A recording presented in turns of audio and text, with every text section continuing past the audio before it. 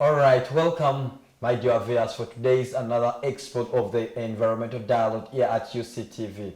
Today, you know that the whole world is mourning the Pope, and know that as UCTV is a person who started this program under the Laodicea program, and is a person who has been embracing environmental initiative so much, and really we are mourning as a family really for a person who has stood for the environment, who has always advocated for the environment. And we know that really through his initiative, he has done a lot of things. And that's why today the management of UCTV, the all Catholic family all over the world, and also other Christians have joined us in the morning of the Pope. I know that, yes, we are from Easter, but we thank God that he passed on during the Easter celebration, and we believe that his soul is resting in peace. So rest in peace, Pope Francis. All right, then, I think that before we go to our topical discussion, I need maybe first to welcome my guests and they introduce themselves. Then also they should tell me what do they remember about the Pope, Pope Francis. They should tell us maybe in one or two words so that we get to know, as we are in mourning, and I know that also they are mourning with us, Pope Francis. All right, then let me start from my left. You're most welcome. Thank you very much. Yeah. My name is Slyvia Tumusiime. I'm an ecotourism officer at NFA. All right, then. Pleased to be here. Okay, thank you, Sylvia. Then let me go to my friend. Thank you, Dickens. Greetings to our viewers. I'm glad to be here. My name is Juliet Mubi. I'm the Public Relations Officer at National Forestry Authority. As the National Forestry Authority family, we join the Catholic family all over the world to mourn Pope Francis. May his soul rest in peace. One thing I remember, that we are glad of at National Forestry Authority, is we've been able to make a contribution to the program that he started on environment conservation. Laudato Si, we've been able to support it with seedlings, and out of it we've been able to grow trees in the country and be able to contribute to what he desired to see, the country green and the world green all over. And I also remember him about peace. Wow. He was an icon of peace all over the world. Wow. So we wish him a peaceful rest. Wow, thank you, Julie. Then Sylvia, do you have anything you really remember about Pope Francis? I think Julie has said it all, and I think that is one of the things that we all knew about him. He loved peace and also the environment, and the world is going to miss him a lot. May his soul rest in peace. Yeah, one thing that I think that many people they had given him a nickname that a Pope for the poor, because he was a person who was fighting for the poor. He wanted to see that at least that the poor people are that they're elevated, they're empowered from that poor state. I remember even when he walked other nations whereby he wanted people to be in the same level. He never wanted this issue of class or what, but really he had that strong relationship, especially with Africa, where he was moving all the world, traveling, and you see that he's a person who never wanted that special, so classy treatment. Yeah. But may God really bless him in a perfect peace while he's resting. All right, then. Today we have a critical discussion here at UCTV that we are diving into. That's why you're seeing Sylvia. It's our first time on our set with Julie, but we have been having a very good relationship with National Forestry Authority, because you know that they are the managers, the coordinators of things. When you talk about environment, forestry, they have done really a lot. And especially during this time that the whole world is looking into climate change, is looking into environment, and they have not been resting. I know even that Julie would have been maybe saying, I'm still having that Easter fatigue or what, without being here. But they say that they need to be here with us so that we look at other initiatives that NFA is trying to do, because people most times they know only National Forest Authority of only planting trees without other initiatives or that maybe they are carrying out. And today that's why you see that we have Slyvia here as the manager of the ecotourism. Ecotourism is something which is a new concept and most people have not yet got well versed with it, but today we are going to get to understand what we understand by ecotourism, because our topical discussion today is ecotourism development and its impact on the community. We know that the ecotourism has contributed to over 3.63% of the GDP in our country, which is more than $1 trillion. If you see, if something which is contributing to the development of the country like this, we need to take it upon us. We need to take it upon us as something which is very serious. And today that's why we have Julie, we have Slyvia. We go into that discussion, we digest it, we explore it, and someone get to understand why is it that National Forestry Authority are embracing ecotourism, or why should they encourage or interest the community about ecotourism? Because we see that there should be a balance between NFL, the community, and the government. Because you cannot just sit there and know that you have these resources around you without trying to benefit from this or contributing to the economic development of our country. Without waste of time, let me start by Slyvia as the manager of the ecotourism to explain to us what do we mean by ecotourism, because someone, I know that you're there, even it's a new word to you, and you're saying that now we are talking about ecotourism. For us, we know only tourism which is really run by Uganda tourism. No, it's something that they are going to make you understand. So please stay there at your dial, don't touch your dial, and listen to these guests today who are going to digest this topical discussion with us. All right, Slyvia, what do you mean by ecotourism? Because that's the first question to someone out there right now watching us. Yeah. Saying that now you're talking of the term that I don't understand, ecotourism. When for us we know tourism, moving around, touring, that's what they know. So please explain to the viewers. Yeah, thank you, Dickens. When we talk about ecotourism, first of all, as NFA, we use ecotourism as a strategy for conservation and forest protection. So ecotourism means traveling to areas that are pristine, natural, for conservation purposes, but also it also looks at the well-being of the communities, the host communities that are around the forest. We also look at creating awareness to the communities, to the guests that are coming around. So ecotourism is a very key type of tourism because it looks at curbing climate change at the moment, which is the biggest problem that we're having across the world. So there are so many types of activities that come under ecotourism. We have wildlife viewing, we have cultural activities, we look at nature-based tourism, and all of them come. We come to look into this with the aim of conserving the forests and protecting them. All right, then, thank you, Slyvia. Then my second question goes to Julie. Julie, we know that yes, when you're talking about tourism, I know someone will say, maybe there is telling us that, is NFA not fighting with the Uganda Tourism Board or Ministry of Tourism when they come up with this?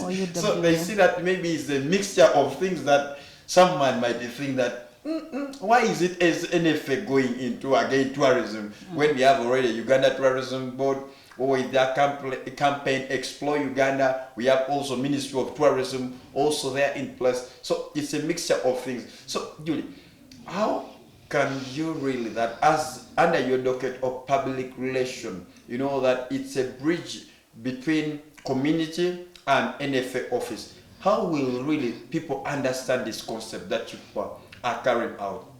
Yeah, this concept, as government, we have different departments, ministries, and agencies, like you mentioned. We have the Ministry of Water and Environment, where NFA falls. We also have the Ministry of Tourism, Wildlife and Antiquities, that has agencies like Uganda Tourism Board, whose main purpose is to promote the tourism activities in Uganda. And we also have Uganda Wildlife Authority that manages the other protected areas, the same way we manage the Central Forest Reserves. So this tourism, it's an ecosystem. The same way how you'll find a giraffe in, let me give an example of March Zone. Yeah. You will be able to find a chimpanzee in Kalinzu that is managed by NFA. Yeah. When the different tourism areas of management, it's just a management that national parks and game reserves and wildlife reserves are managed under Uganda Wildlife Authority, whereas Central Forest Reserves are managed by National Forestry Authority.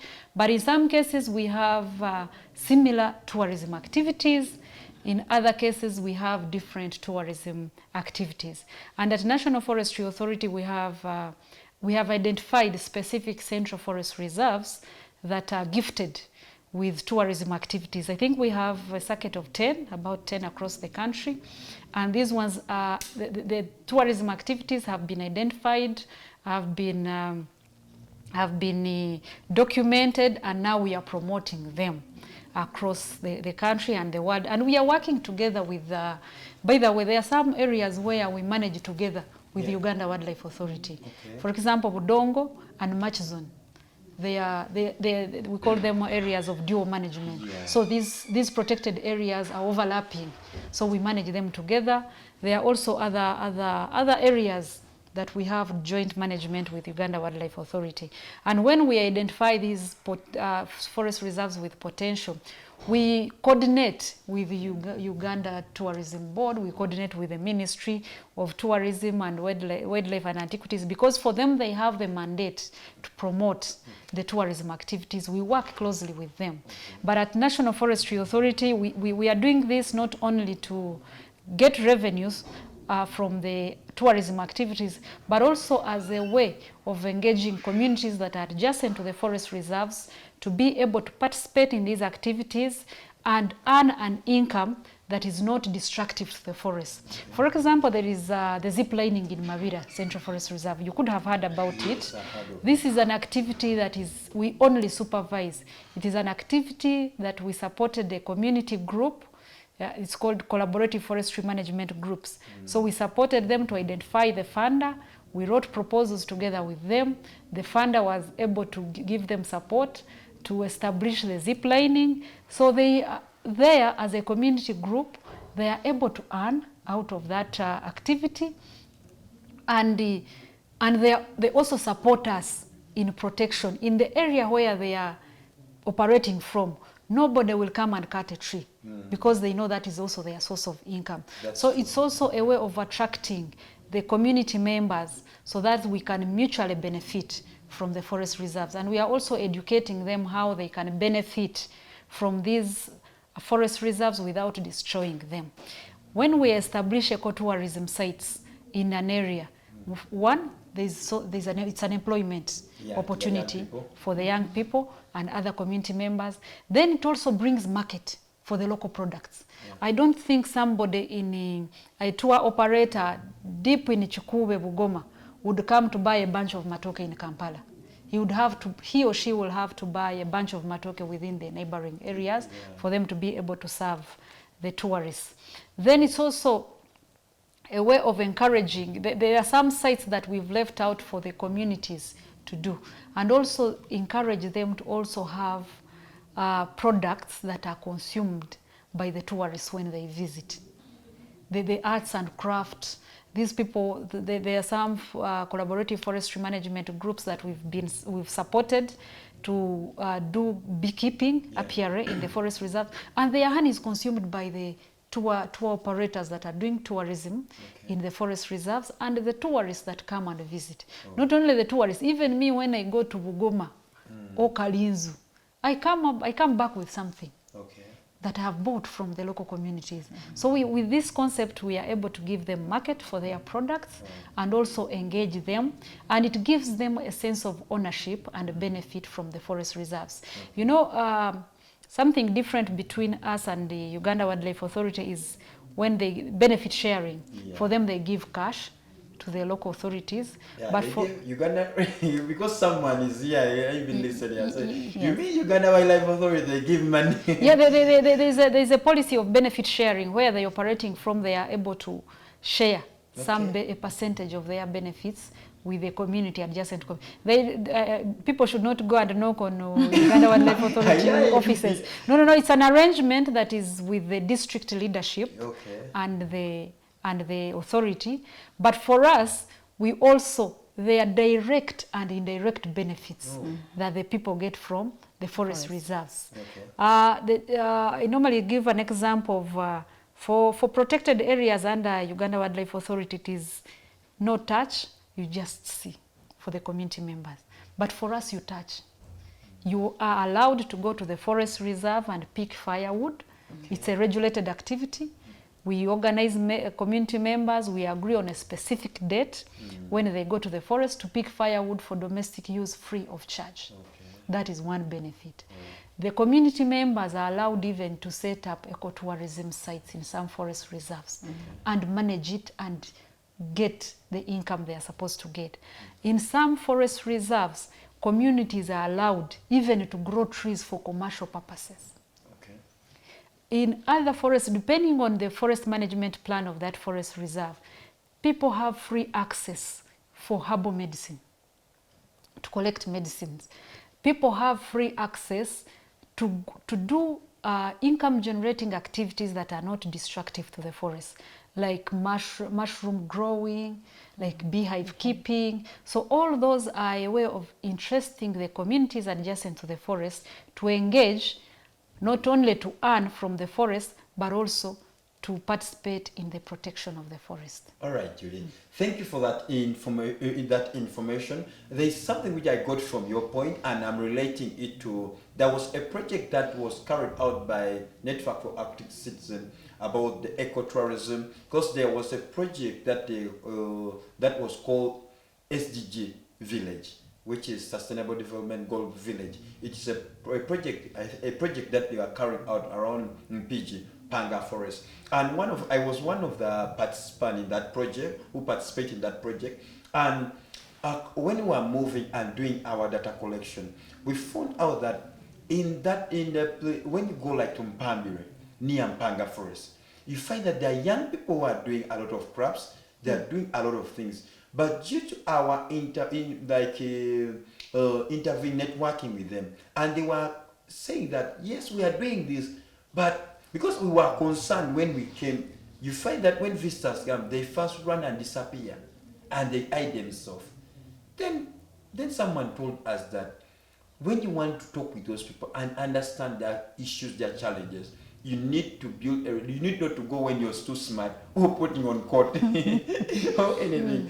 Going with the expensive ride over. They make it think like you're sent by NFA or maybe by the army, because they have already a bad relationship with the army who are protecting the forest there. Then we said that okay, it's fine. Due to our intervention, and also wanted to find out what's wrong, why are they hiding, or why are they running when they are making good craft, they are making good things out of the forest products. Then now when we interacted with them, we had when they're like normal people, we are part of the community, we are part of them as the young people. Then they told us that there are issues that NFA, they have been chasing one another, running up and down because of what? That the soldiers have never sat with them down to negotiate, to dialogue, so that they see how for them also they can protect the forest as well as also they benefit out of the forest. Because some of them say that for them they are now school dropout.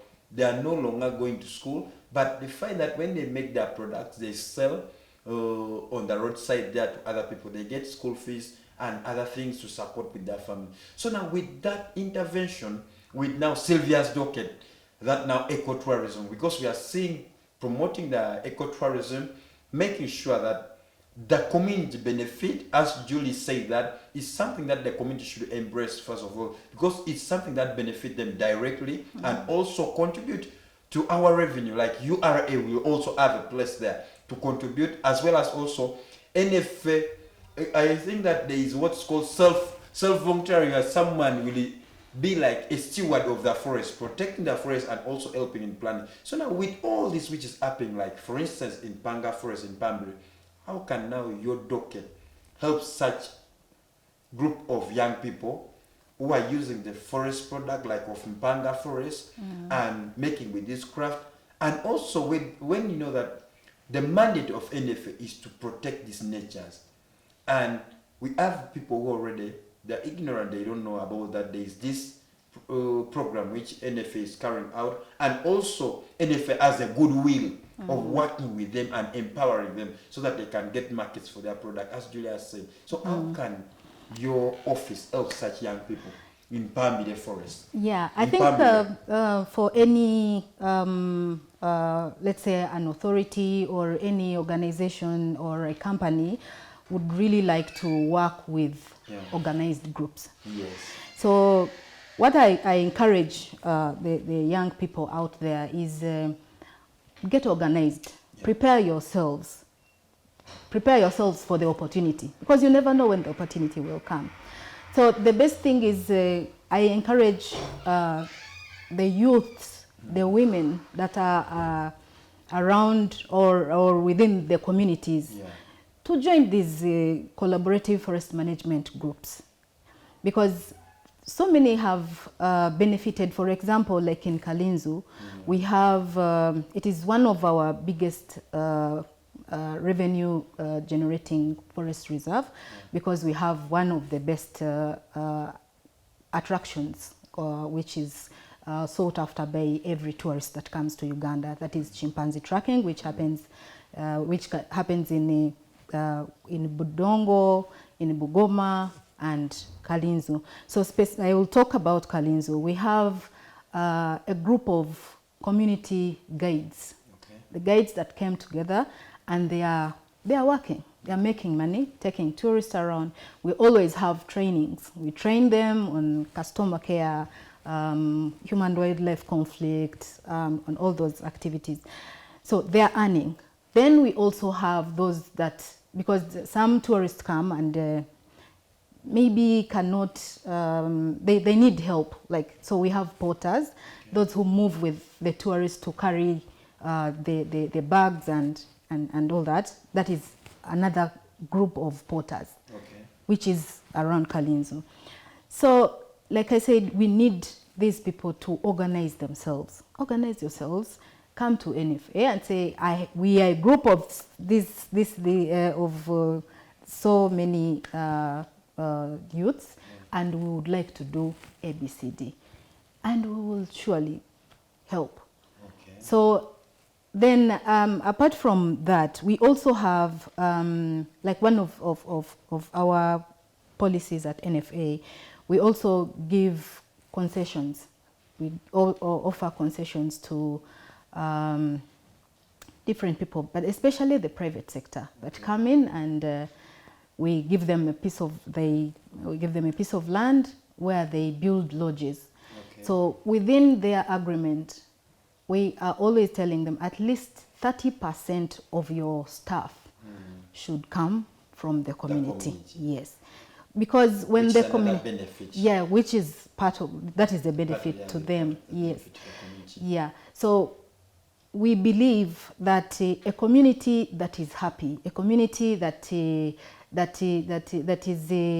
feels that is benefiting from the forest, they will definitely protect that forest, because they know, they attach that value. They know my child is going to school because maybe I am working at NFA doing ABCD, and my children can go to school, I can have food to eat, I can do all these things.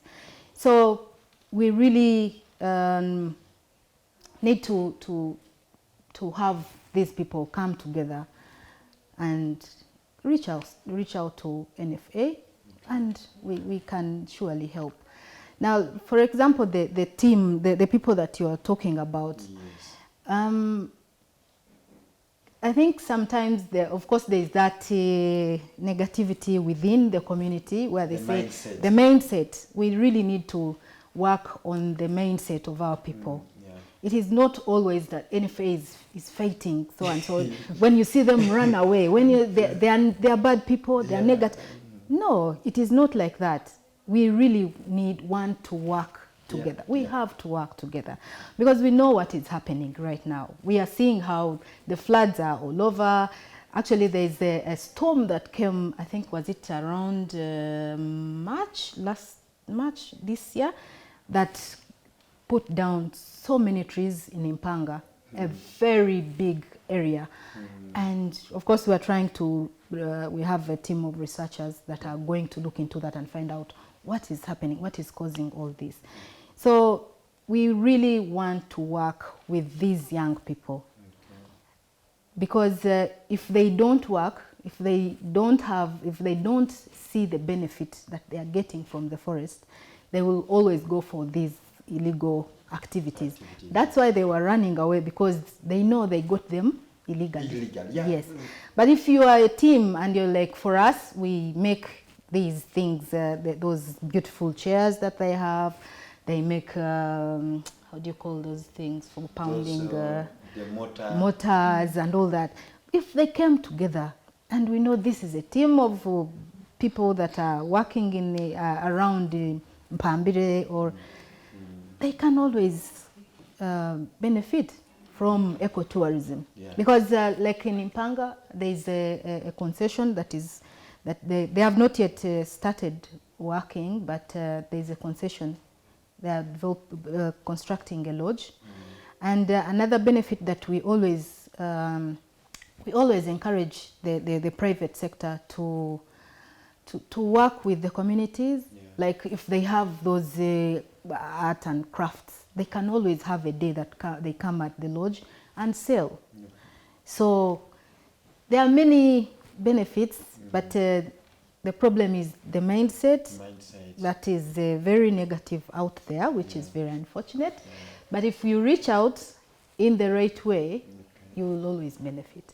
All right, then. Thank you, Sylvia. Let me go to Julie. Julie, now, she has spoken about mindset. I think maybe within our next discussion, we are going for a short commercial break. Then I'll go and ask Julie that now with this mindset change and with person who need to bring all these people together, working relationship, so that at least NFA can easily move to the community, and the community are very welcoming, and they say, well, NFA, you're most welcome, we have been waiting for you, so that we bridge that. So I'll ask you, how can we really NFA bridge this gap, especially now that we have other organizations like Network for Active Citizens? I think they were working with the government, with the district local government of Mpigi, who are trying to at least do the mobilization, but it was not easy through now. That's why they had to come through the NGO that that at least understand the mindset and how to approach people. So you tell us, how will now, like a Network for Active Citizens,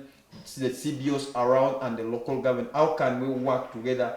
As she's in charge of partnership, she will explain to us how we can do this together without having this conflict of interest where we are seeing NFA as an enemy when all of us we are Ugandan, and this biodiversity is for all of us. It's for you, the poor person, over there, the rich, or you educated and uneducated. It's for everyone, because things to do with climate change doesn't respect your professional or your class. It affects everyone. All right, let's go for a short commercial break and we shall be back.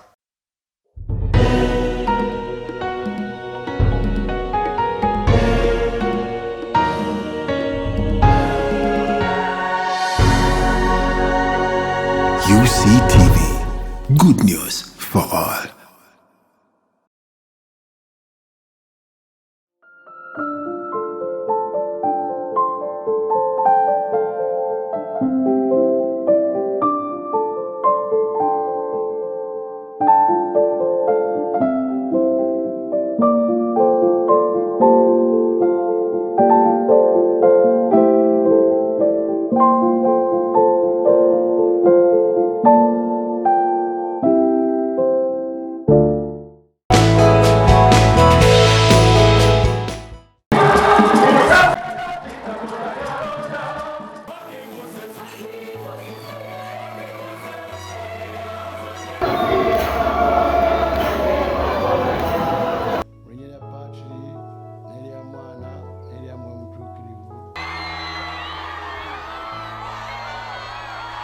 tiene que soñar.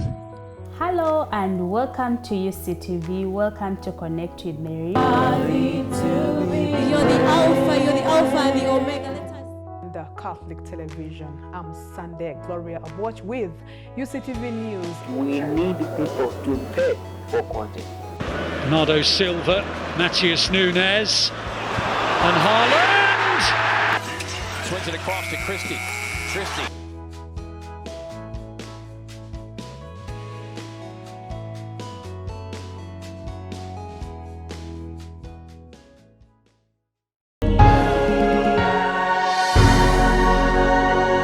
UCTV. Good news for all. I am Father St. Augustine Masbreaker. Bring you inspiration quotes on this UCTV, and don't miss good news for all. Thank you. Kabonesa Farm with Centenary Bank agribusiness solar loan of up to 50 million shillings for a solar-powered irrigation system on your farm. Enjoy a grace period tailored to your cash flows and loan offer amounts from 100,000 up to 50 million Uganda shillings with flexible loan periods up to 60 months. Apply for a Centenary Bank agribusiness solar loan through our branches, agents, and enjoy a fixed interest rate of just 1.7% per month. Kabonesa Farm with Centenary Bank agribusiness solar loan today and watch your farming dreams come to life. Visit any of our nearest branch today or call our toll-free line 0800 200 555 or 0800 335 344. Centenary Bank. Centenary Bank is a member of the Center Group regulated by Bank of Uganda. Customer deposits of up to 10 million shillings are protected by the Deposit Protection Fund of Uganda. Terms and conditions apply. Support the Uganda Catholic television with MTN Momo. Step 1. Dial *165*3#. Step 2. Enter merchant code 180572. Step 3. Enter any amount from 500 Uganda shillings. Step 4. Pay using MTN mobile money. Step 5. Enter PIN code and send. Step 6. You will receive a confirmation text for supporting the Uganda Catholic television. Ronaldo down in the area, penalty! Don't miss the sports link on UCTV. Catch us every Monday to Friday from 3:30 to 4:30 p.m. as we take you into the thrilling world of sports in football. And Messi! Thuram! Mbappe! Saka shoot, deflects in, Arsenal have the lead! Netball, Nasanga taking the shot. Look at that exceptional steal. motorsports,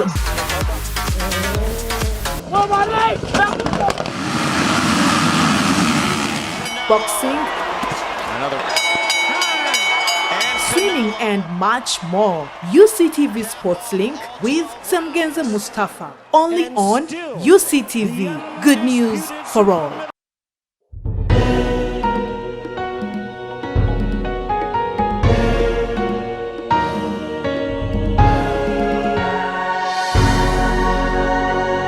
UCTV. Good news for all. Welcome back from that short commercial break. I know that you're enjoying this show, you're still enjoying the dialogue, and you know that you don't keep it just like that only. You need to share this information. At least if you know that you want to know other things deeply, you can contact us. We can, as Julie said, that we are here to partner, to work together. You can come to NFA, National Forestry Authority's office, and get to learn certain things without you doubting, having that negative mindset about them, that they are bad people, they are people who are unreachable. Everything is about us working together, collaborative. You know that SDG or Sustainable Development Goals 17 says that partnership and collaboration for the well-being of our community. So that's the only way we can partner together with these people. That's the reason why environmental dialogue always bring for you these people, so that you hear from them, they are welcoming. So they hear the information, you get to understand and see a way how we can work together, because they cannot do this work alone. Let me tell you, that's the reason why they share information with you, so that we work together to see that the development of our country is really promoted. That's the reason why today ecotourism is the sustainable thing that we are going with. And the reason why Sylvia is here is to tell you why you need to embrace ecotourism. All right then.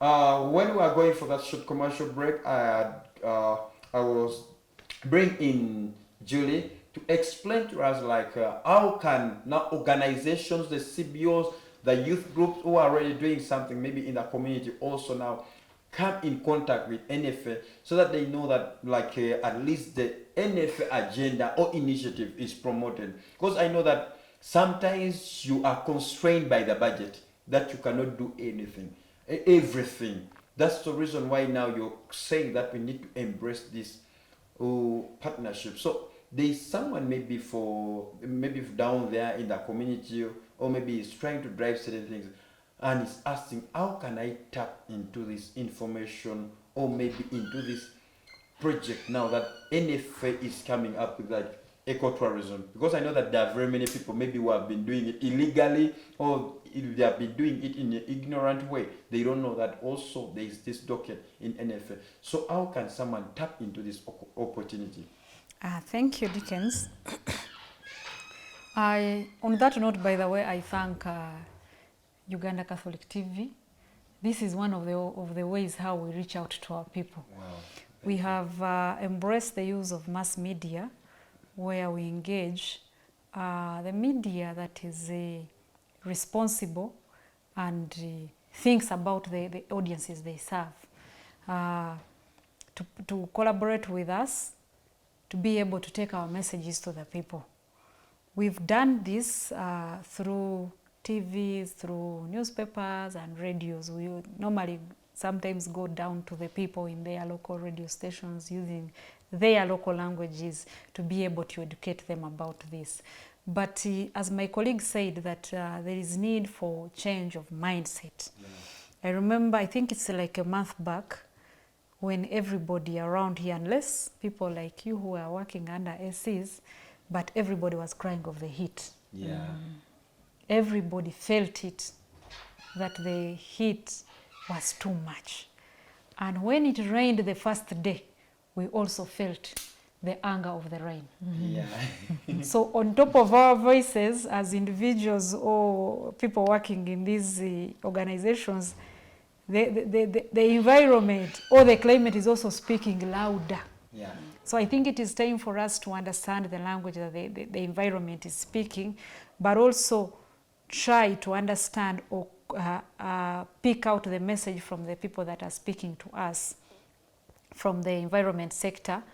We've been engaging the communities in and around the forest reserves, but not only those communities, but also to other individuals around the country, that let us stop illegal activities and also stop activities that are degrading the environment, because I believe now the message should be action. Yeah. Climate action. We are no longer thinking about climate change because it has changed and we've seen it. Already changed, yeah. It has changed and we have seen it, so it is climate action now. What do we need to do now? We are asking especially the local authorities, the districts, the municipalities, the cities also to take action. If you have a physical planning policy, why do you allow people to build in wetlands? That's true. If you have a responsibility, why can't you play your role? Why should you wait for NEMA and yet that wetland is under your watch every day? This is your city. Why should NEMA come from Kampala to come to act in Zombo or in an area where we have the local authority? Why can't they be responsible? So we are emphasizing the message to the local authorities. I think we'll have a session on the challenges, but I believe this one will come out prominently. We have district land boards that are going out on a rampage giving illegal land titles in central forest reserves. Yeah. So this one is damaging the environment. And this is an individual who is damaging the environment that benefits all of us as Ugandans. For us, you might look at us as staff of National Forestry Authority, but we are just employees, we are just managers of Ugandans. Tomorrow I will not be in NFA, but wherever I will be, I'll feel the heat or I'll feel the floods. So we are talking to other relevant authorities to be on the same page with us, so that we can speak the same language. Why should one rich man destroy a forest for all the community members or the villages, 10 villages that have been benefiting, getting firewood from that forest reserves? And these are things that Ugandans should start speaking we should start speaking one language as a community. Nobody should come from Kampala, cut trees in Nebi or in my district. Yet for us who are directly benefiting from the forest are watching because this is a rich person from Kampala. So this is the message we are giving to Ugandans, that these natural resources are for all of us and we should use them in a sustainable manner. Use but sustainably. Replace. You talked of the communities in Mpambire. Mpanga Forest Reserve is one of those forest reserves with very high biodiversity, though a very small forest. So we are engaging these communities. How can we sustainably do this? If we know that the product you have comes from a specific tree species, how can we even domesticate that tree species in our homes? A National Forestry Authority is there to support you with seedlings. Come up, like she said, if you're organized, tell us where you find challenges. Say, for us, we depend on the forest to get, maybe we produce these tools that use rattan. So it is rattan that we need. Come to National Forestry Authority, tell us, for us, we need seedlings of rattan, 100,000 in the next 5 years. We have a campaign so that we can have these trees in our homes and be able to supply ourselves, because we shall not sit and watch until when Mpanga forest is erased off. So how will you survive after that?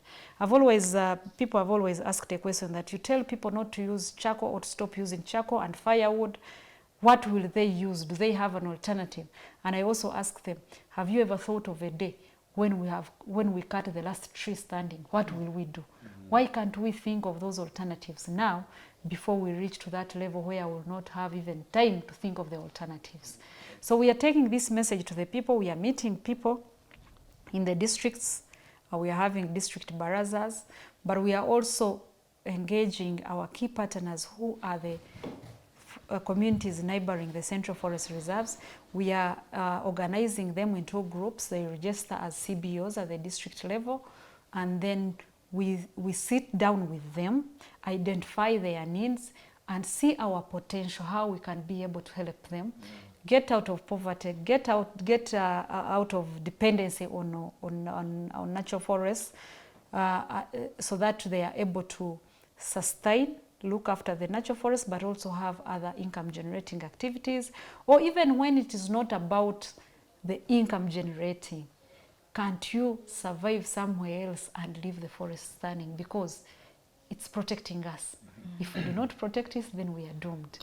We are also engaging with international organizations. We are also working with World Bank. We are working with the World Bank. We have a project called Investing in Forests and Protected Areas for Climate Smart Development, where we are working in forest reserves in the Albertine Graben and West Nile to do restoration, to establish ecotourism activities. They are supporting communities. We are doing a lot of work. We are training communities. Others are doing briquettes to be able to get, instead of going to the forest for firewood, they can organize their garbage and then be able to recycle it and get out briquettes so that they can serve their needs at home without entering into the forest reserve. Then we are working with the United Nations High Commission for Refugees.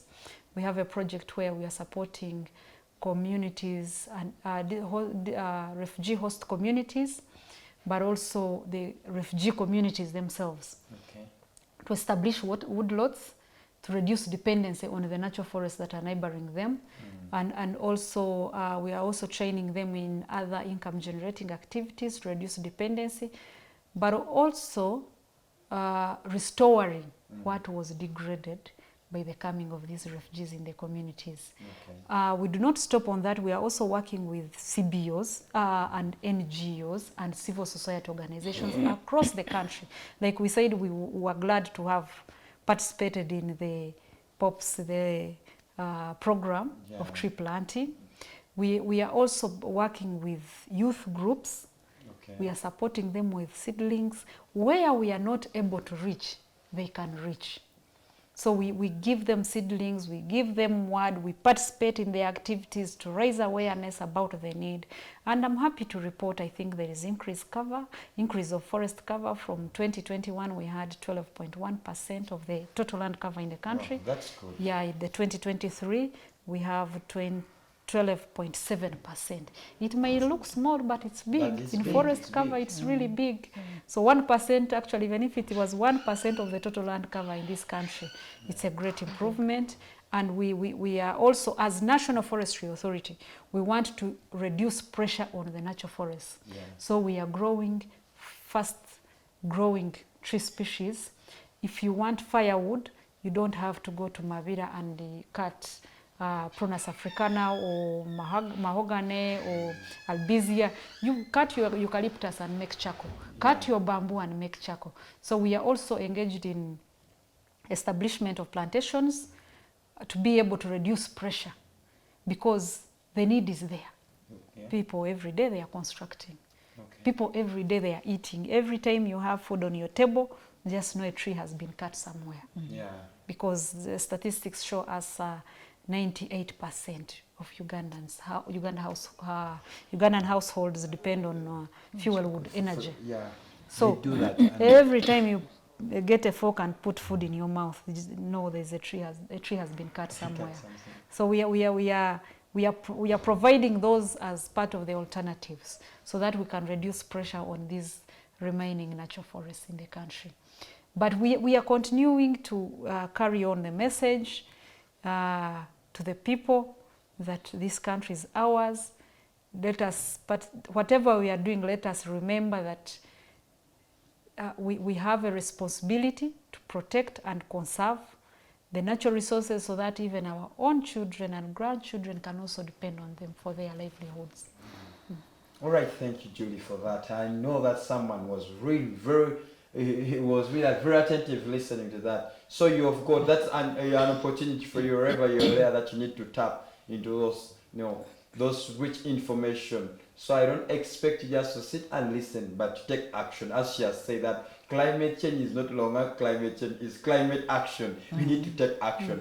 All right, then. I know that with any new initiative that always come up with Slyvia, there are always challenges. So what are the challenges that you see that, like this concept that you of ecotourism that you're trying to interest the community, the public, so that they can buy and embrace it? Because I know that some of them will confusing it with other things that also Uganda Tourism Board is doing, Wildlife Authority is doing, or whereby we don't want to see that pointing at that is NFA. When something was being addressed by Uganda Tourism Board, or is being addressed by OA. So what are the challenges that you're still facing? Because I know that there's a lot of questions. Other people are even maybe says a surprise that, these guys are doing this. So what are the challenges that we are seeing? The challenges are many. As you know, tourism and ecotourism is dependent on biodiversity. But because of the issues of encroachment, there's a lot of encroachment in different forest reserves. You find that a forest that is meant that it was officially a natural forest, people have encroached on it and they have planted maize. They're using it for to plant crops, and because there is no space now, especially I'm talking for the chimpanzees, because they don't have a home, because we have taken over, human beings have taken over their homes, they come to the gardens and beyond, and then they are destroying the gardens. You know, chimpanzees are, I think 89.7%, we share the DNA up to 89.7%. Chimpanzees are, so they are basically like us. So when you do anything wrong to them, they will revenge. So if you're running after them, you're killing them, you're doing all this, they will fight back. Yeah. That's why you hear sometimes in areas of Hoima where the chimpanzees has either taken a child, they have killed a person, they are fighting back because they have no home. We have encroached on their homes. So that is, so it also brings in the issue of human-wildlife conflict. This is common now in Hoima, but we are also seeing it in Mubende. We have a Central Forest Reserve there called Champisi Central Forest Reserve. Actually, a few weeks ago, they caused an accident where a taxi, I think, hit a truck or something, but there was an accident that happened there. But this is all because of encroachment. And then we also have illegal activities that are happening in the forest reserves, whereby animals are killed. The tourists are coming to Uganda to give us money, but then they have nothing to see because we are killing the animals, we are cutting the trees, the birds have nowhere to go, they have nothing to eat, they are dying. Because we are cutting the trees, we are seeing the issues of climate change happening. So those are so many, some of the challenges that we have. Then as NFA, we also offer concessions. Like I said, we want to work closely with the private sector because as government, we are not so good with the service industry. Yeah. So we always work closely with would like to work closely with the private sector, who are very good in this sector. But again, we have offered over 60 concessions, but I want to tell you, we have, let's say, I think like 40% of those are operating. So we have a problem of speculators, the people who come in and they are like land grabbers. Yeah, I understand. Yes. Ugandans, we are facing a lot of that. Yes. And people, whenever they see someone who is new, a stranger, they think that you're a land grabber. Yeah, a land grabber, yes. So we have that problem, which is also it is actually one of the biggest challenges that we are facing now as an institution, because we give out these concessions with hope that we will earn revenue from it, but also they are also helping us to protect the forest, because we are partners. We are partnering together with the same cause is to make sure that we have forests that are not tampered with. Another problem we have what we call greenwashing. You come in and say you're doing ecotourism, but you're actually doing mass tourism. Yeah. So and that's what someone should understand. That's why I was saying that like other people were confused. They're saying that tourism. Yeah, is it tourism? Is ecotourism? What is what? Yeah. So now so because of the greenwashing, we have these people that come in and say I'm going to build an eco lodge, and actually it is not an eco lodge, but it is a big hotel where it may be storage and what. So you look at everything and be like, yes, we are talking about ecotourism. We are looking at not impacting much on the environment. But what you're planning to put is a 5-story building in a forest. How many trees are you going to cut? Where is the biodiversity that you're disorganizing? Where will it go? It is dying. So those are some of the biggest challenges that we have, and still it goes back to creating awareness, like what we are doing right now, which I'm very grateful that we are doing this, because we need to inform people. They need to know what do they need to do. Okay. Yeah. So like I want like to give guidance on people who are planning to come for maybe you are requesting for land to build a lodge, or maybe you want to build a highway stopover, or maybe how do we call it, a camp. We are not looking at bringing America to Uganda. Yeah. Let us remain Ugandans. Let us do what, because if you, Dickens, if when you move from here and you're going to London, you are going to experience what happens there. Yeah. You don't want to move from here. You are going to London as a tourist, and you find everything there is Ugandan. Ugandan. So we want to promote our culture. We want to promote Uganda. We want people to come in and experience Uganda, not to come and everything is, there are those that come, I want, the next time you come here, I want to make Mabira London. No, we don't want that London here. We want to remain Ugandans.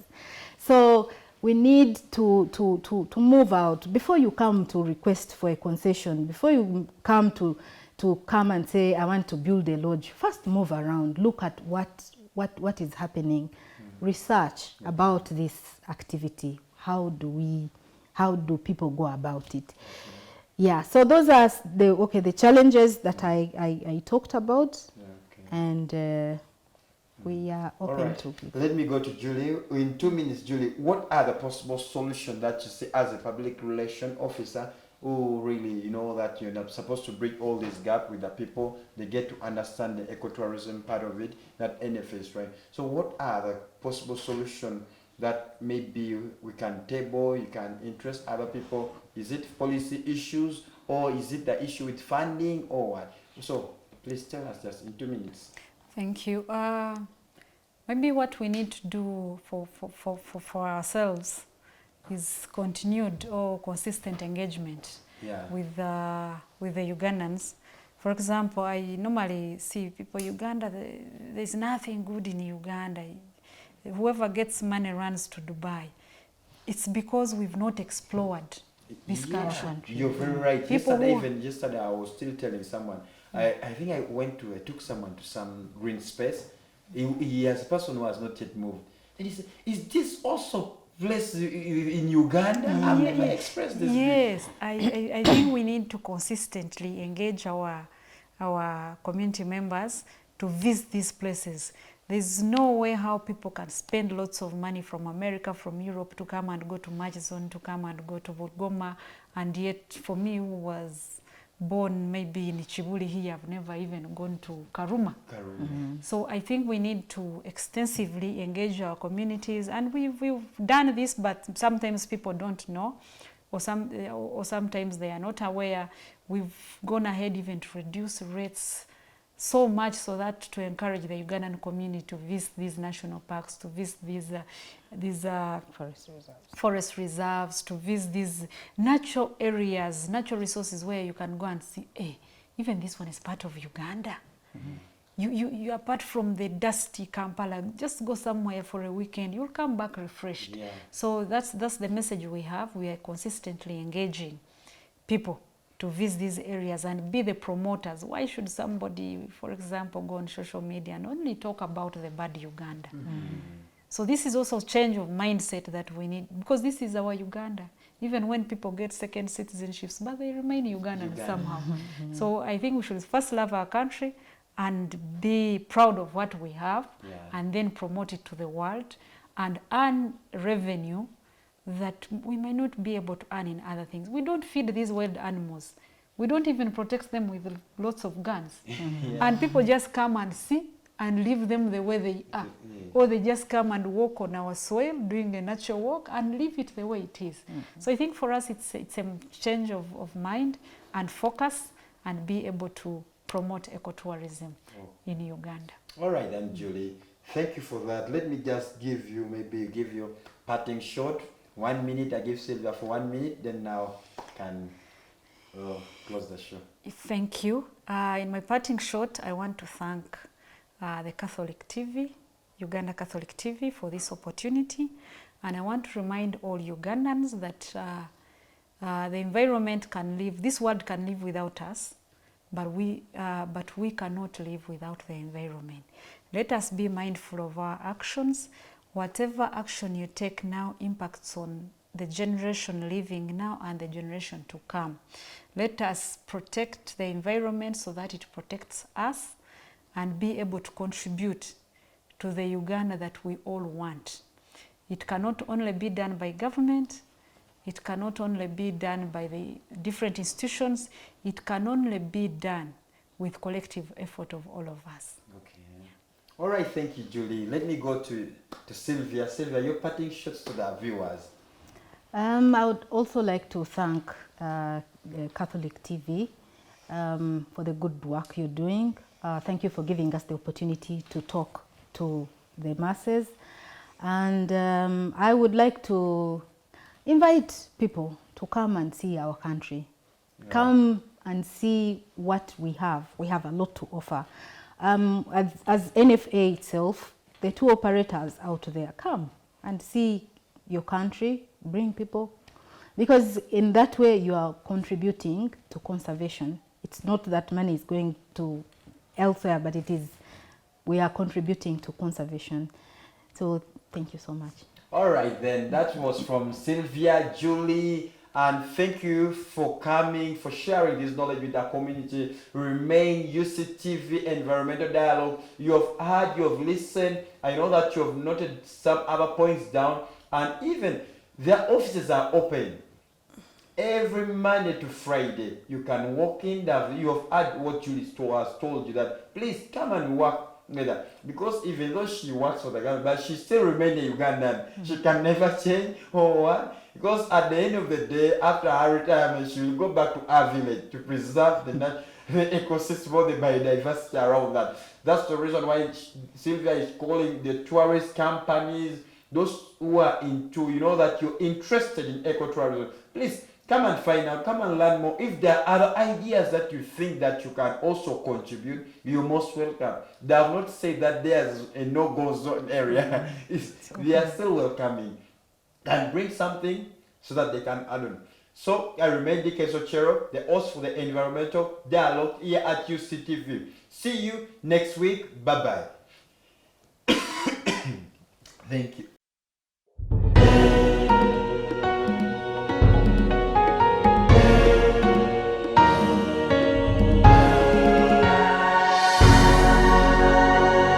UCTV. Good news for all.